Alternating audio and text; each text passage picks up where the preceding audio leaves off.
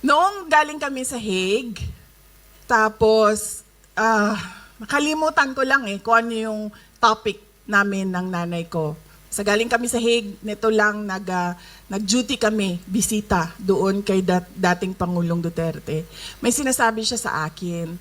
Tapos sabi ko, Ma, bahala na si Batman mauwi. Tapos sabi niya, Day, sino si Batman?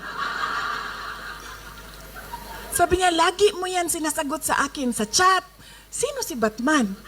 Sabi ko, Ma, si Batman ba? Yung cartoon character ba si Batman? Batman and Robin, Batman.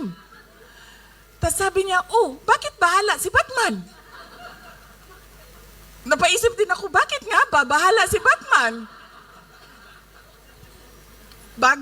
Fresh na fresh yan.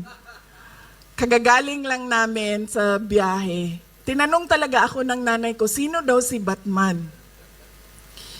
At hindi ko na rin alam, bakit ba bahala si Batman? Bakit hindi bahala si Superman? Spider-Man? Yan din kasi lagi na ang tanong ko, ang sagot ko sa lahat ng mga tanong na walang sagot. Kapag hindi ko pa naisip kung ano yung solusyon. Bahala na si Batman.